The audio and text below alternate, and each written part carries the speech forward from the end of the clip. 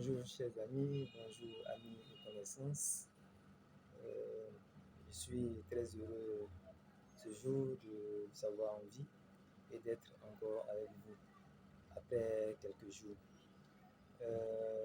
Récemment, je vous ai présenté le mystère de la naissance du Seigneur Jésus-Christ dans la précédente vidéo. Et aujourd'hui, un autre sujet, donc un nouveau thème va nous préoccuper. Il s'agit bien de Jésus-Christ, Fils de Dieu. Voilà, donc c'est le thème du jour, Jésus-Christ, Fils de Dieu. Pour ceux qui sont nouveaux sur la chaîne OKC et l'Évangile, je vais donc me présenter et aussi rappeler aussi mon nom pour ceux-là qui sont déjà anciens et qui peut-être auront oublié. Et même pour ceux-là qui sont anciens mais qui n'auront pas oublié, ce serait quand même bon de pouvoir me présenter. Je suis donc Ouattara Kité Casimir, OKC. Je suis votre présentateur, donc présentateur de la chaîne OKC et l'Évangile. Donc, merci encore pour votre attention et je vous invite donc à vous abonner davantage car le meilleur reste à venir. Donc, sans plus tarder, nous allons passer à la présentation du jour. Aujourd'hui, il y a plusieurs versets qui vont nous préoccuper, sur lesquels nous allons nous baser. Mais en particulier, le tout premier est celui tiré de l'Évangile selon Marc, le chapitre 1, verset 1. Donc, Évangile selon Marc, chapitre 1, verset 1, que je vais lire. Il est écrit: au commencement de l'Évangile de Jésus-Christ, Fils de Dieu. Je relis le verset. Marc, chapitre 1, verset 1. Donc, vous verrez que j'aurai très souvent la tête baissée lorsque je serai en train de lire le passage. Donc, je relis le verset 1 de Marc, chapitre 1. Commencement de l'évangile de Jésus-Christ, Fils de Dieu. Donc, déjà, en début de cet évangile de Marc, on voit selon Marc, Jésus-Christ est présenté comme étant Fils de Dieu. Non seulement l'évangile que Marc, en tant que disciple de Jésus-Christ, a écrit, est présenté comme étant l'évangile de Jésus-Christ. Ce qui est vrai, vu que cela parle de Jésus, de ce que Jésus a vécu, de ce qu'il a fait et de ce qu'il a subi aussi sur la terre jusqu'à ce qu'il soit monté dans le ciel. Donc, et nous voyons la précision très importante qui est faite en début de cet évangile-là, à savoir que Jésus-Christ est Fils de Dieu. Certains diront peut-être que mais c'est un homme qui le dit. Oui, Marc est effectivement un homme. En tant que disciple de Jésus-Christ, il est un homme. Mais il ne parlait pas de lui-même. Il ne parlait pas par lui-même. Il parlait sous la conduite de l'Esprit Saint, comme ce fut le cas pour tous les prophètes que Dieu lui-même a utilisés pour parler de sa part et pour annoncer, oui, cette venue de Jésus-Christ, cette naissance même de Jésus-Christ, dont j'ai parlé précédemment dans la vidéo précédente, relativement au mystère de la naissance de Jésus-Christ. Donc ici, je dirais, par rapport à l'évangile selon Matthieu, d'où le thème précédent avait été tiré pour la vidéo précédente, ici, l'évangéliste Marc est allé directement pour montrer, faire savoir que Jésus-Christ est Fils de Dieu. Les 4 évangiles se complètent et je dirais, il n'y a pas de contradiction entre ces évangiles, quoique il arrive que des éléments puissent se retrouver dans un évangile, ce qui ne se retrouve pas forcément dans un autre. Mais vous savez que des éléments souvent se retrouvent dans les 4 évangiles à la fois. Et cela montre que les 4 évangiles sont complémentaires. Ce qui montre aussi qu'il s'agit, quoique cela ait été écrit par plusieurs hommes à différentes périodes, il s'agit bien que cela montre que cela a été sous la conduite de l'Esprit Saint, de l'Esprit de Dieu, pour que cela puisse effectivement être considéré comme tel la parole de Dieu.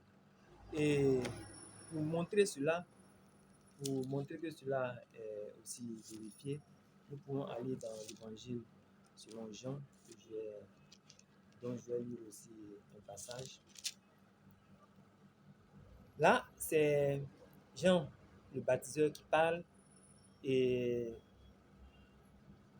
nous savons bien que Jean le baptiseur est celui-là qui a été aussi envoyé, l'un des prophètes qui a été envoyé par Dieu lui-même pour préparer le chemin de son fils Jésus-Christ, donc fils de Dieu.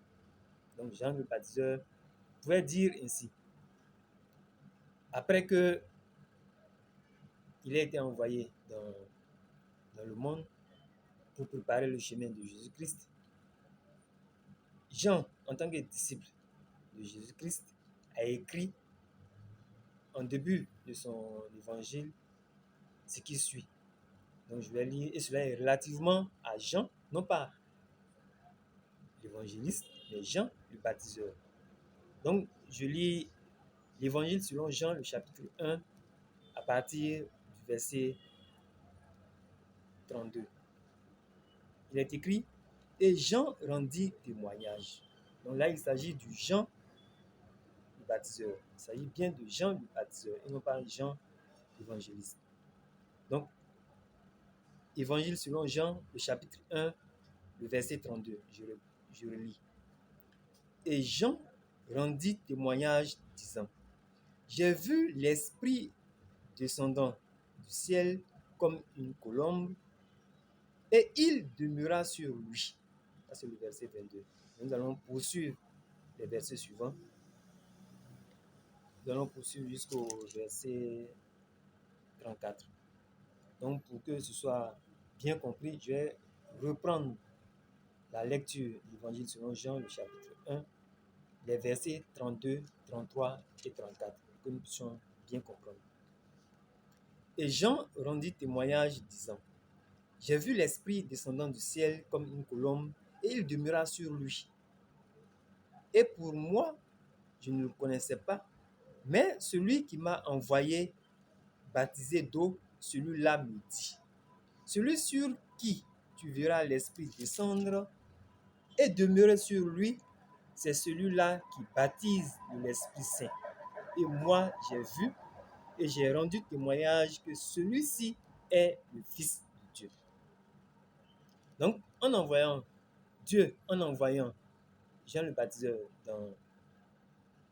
sur la terre, venir préparer le chemin de son Fils Jésus-Christ, voyons que Dieu a dit effectivement des choses à son prophète Jean le baptiseur. De sorte que au moment où Jean le baptiseur serait en train de baptiser Jésus, l'Esprit de Dieu allait descendre sur ce Jésus-là, ce Christ Jésus-là, sous forme de colombe. Et c'est comme ça que Jean le baptiseur pouvait savoir que c'est Jésus, le Fils de Dieu, qui est là. Et tel que Dieu a fait savoir à Jean le baptiseur, tel aussi cela est arrivé. Et donc, Jean le baptiseur pouvait rendre ce témoignage-là que Jésus est effectivement Fils de Dieu. C'est ce que nous voyons dans le verset 34 de l'Évangile selon Jean, le chapitre 1. Et il y a d'autres versets qui montrent effectivement que Jésus-Christ est bel et bien le Fils de Dieu, notamment dans l'Évangile selon Luc, le chapitre 3, le verset 22, qui précise cela, et aussi dans l'Évangile selon Matthieu, le chapitre 3, le verset 17. Mais nous allons lire les paragraphes pour pouvoir montrer effectivement, pour mieux comprendre ces passages-là que je viens de vous donner. à l'instant. Donc, je vais permettre que je puisse chercher ces passages et lire les paragraphes dans lesquels ils sont contenus pour une meilleure compréhension. Donc, nous allons lire d'abord l'Évangile selon Luc, le chapitre 3. Évangile selon Luc, le chapitre 3, que je cherche. Permettez donc que je puisse chercher afin que nous puissions découvrir et apprendre ensemble ce dont Dieu lui-même a parlé relativement à son Fils bien-aimé Jésus-Christ.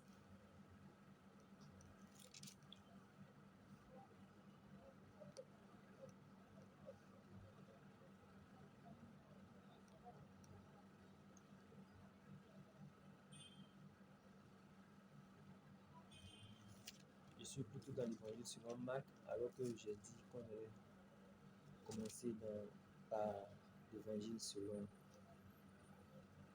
Luc. Donc Luc, le chapitre 3. Donc Luc, le chapitre 3. Donc je vais commencer à partir du verset 21. Donc je vais lire les versets 21 et 22 de l'Évangile selon Luc, le chapitre 3. Il est écrit, et il arriva que comme tout le peuple était baptisé, Jésus aussi étant baptisé et priant, le ciel s'ouvrit et l'Esprit Saint descendit sur lui sous une forme corporelle comme une colombe. Et il y eut une voix qui venait du ciel. Tu es mon fils bien-aimé. En toi, j'ai trouvé mon plaisir. Je vais reprendre la fin du verset 22. Tu es mon fils bien-aimé. En toi, j'ai trouvé mon plaisir. Il est bien précisé que lorsque Jésus a été baptisé, Jésus s'est fait baptiser par Jean le baptiseur. En principe, n'ayant pas péché, Jésus n'a jamais commis de péché. Donc, n'ayant pas péché, Jésus n'avait pas besoin de se faire baptiser. Et cela dans le deuxième passage que nous allons lire dans l'Évangile selon Matthieu, le chapitre 3, le verset 17. Nous allons mieux comprendre pourquoi est-ce que Jésus s'est laissé baptiser. Jean le baptiseur même ne voulait pas baptiser Jésus parce qu'il savait bien que Jésus n'avait commis aucun péché. Ceux qui se faisaient baptiser, c'est ceux-là qui reconnaissaient leur péché, qu'ils avaient péché et qu'ils venaient donc pour confesser leur péché et se faire pardonner. Et au travers du baptême, montrer qu'ils ne demeuraient plus dans leur péché, mais ils appartenaient désormais à Dieu. Ce qui n'était pas le cas pour Jésus, lui qui est sans faute, sans péché, homme parfait, homme qui n'a jamais commis de péché. Mais il était important, nécessaire pour un témoignage que Jésus se fasse baptiser en tant qu'homme. Et nous voyons là, après qu'il ait accepté de se faire, après qu'il s'est fait baptiser et priant, le ciel s'est ouvert. Et là, une colombe est venue demeurer. Il devait s'asseoir sur Jésus et demeurer sur lui. Ce qui confirme aussi ce que Dieu lui-même a dit à Jean le baptiseur, pour montrer que celui sur qui une colombe serait assise et y demeurer, celui-là serait son fils.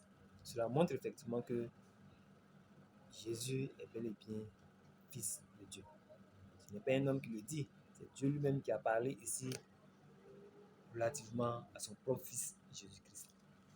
Et pour terminer les passages, c'est quelques passages que j'ai sélectionnés où les hommes ont rendu témoignage que Jésus-Christ est fils de Dieu, et où aussi passages dans lesquels Dieu lui-même, en tant que Père céleste, a montré que Jésus est bel et bien son propre fils. Donc le deuxième passage se trouve dans l'Évangile selon Matthieu, le chapitre 3, le verset 17. Nous allons lire aussi un paragraphe pour mieux comprendre. Je vais noter également que je puisse chercher ce passage rapidement.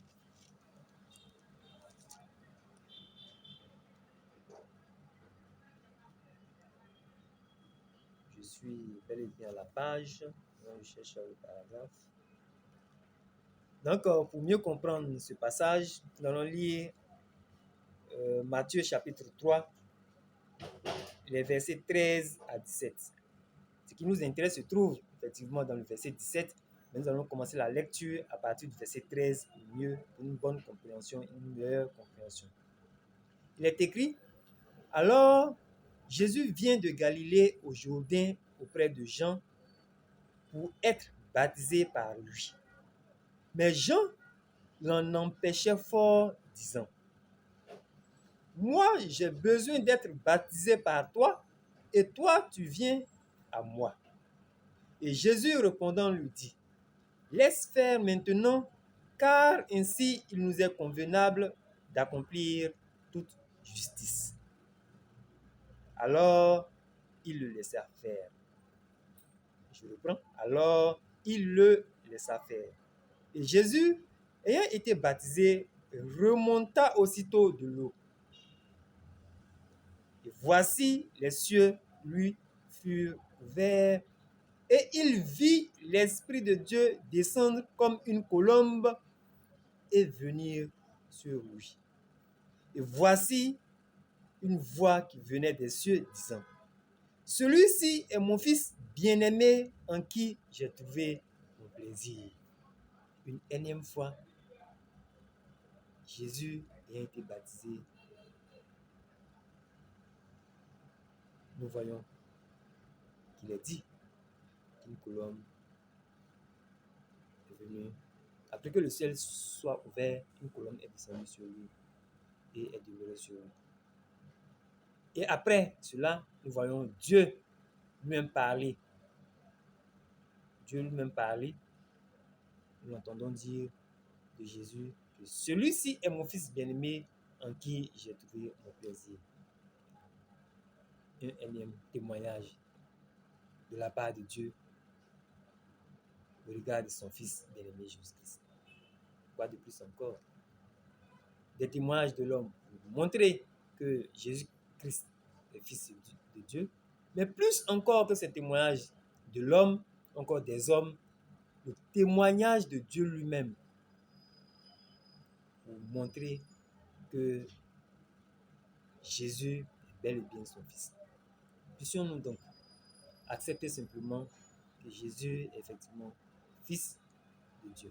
C'est vrai que tous ceux qui croient en lui, comme cela est dit dans l'évangile selon Jean, le verset 12, je reprends, comme cela est dit dans l'évangile selon Jean, le chapitre 1, le verset 12, que à tous ceux qui croient en Jésus, Dieu leur a donné le droit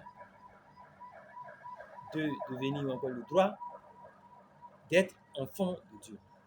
Donc, c'est un droit que nous avons d'être enfants de Dieu, après avoir bien sûr cru en Jésus, fils de Dieu. Mais cela ne fait pas de nous fils de Dieu comme Jésus l'est. Donc, il y a une particularité pour la personne de Jésus-Christ. Lui, il est éternellement fils de Dieu. Alors que nous sommes devenus enfants de Dieu pour avoir cru en ce même Jésus-là qui est bel et bien fils de Dieu. Puissions-nous croire en l'évangile de Dieu, en l'évangile de Jésus-Christ, en la parole de Dieu qui est la vérité, qui est bel et bien la vérité, qui contient la vérité relativement à Jésus-Christ, à ses caractères, à ce qu'il est, et ainsi, cela nous permettra effectivement d'avoir une pleine confiance davantage à Dieu et ainsi demeurer avec lui. Puisse Dieu permettre à tous ceux-là qui ont entendu encore ce message ce jour et croire humblement à la parole de Dieu, à l'évangile de Jésus-Christ, et ainsi bénéficier de la vie que Dieu lui-même a donnée, a laissée par Jésus-Christ, son Fils bien-aimé, afin que quiconque croit en lui ait effectivement cette vie-là qui vient de lui et qu'il puisse demeurer avec lui quand ce même Jésus reviendra sur la terre pour venir prendre tout ceux-là qui croient en lui. Tout heureux que j'ai été ce jour de vous savoir encore avec moi et pour suivre ensemble et étudier ensemble écouter ensemble la parole de Dieu, l'évangile de Jésus-Christ, en attendant ce moment-là où il viendra pour nous prendre effectivement pour que nous soyons là-haut, dans la maison du Père, avec lui pour toujours. J'espère bien que vous serez. J'espère bien aussi que vous avez été tout heureux d'écouter ces quelques paroles de ce jour et vous vous abonnerez. Je serai tout heureux de savoir que vous vous abonnerez au fur et à mesure que vous découvrirez ces vidéos. Vous vous abonnerez pour ne plus manquer des prochaines vidéos. Je vous ai dit, le meilleur reste à venir. Effectivement, le meilleur reste à venir. Parce qu'il y aura des thèmes qui seront davantage traités, qui pourront vous intéresser, comme ceux-là que j'ai déjà traités. Puisse Dieu, notre bien-aimé Père, en Jésus-Christ, nous garder et nous donner de pouvoir nous revoir très bientôt. Et cela en attendant le bienheureux retour de son Fils. Et ce Fils-là, Jésus-Christ, ce Fils-là qui est éternellement Fils de Dieu. À bientôt avec Jésus-Christ dans le ciel.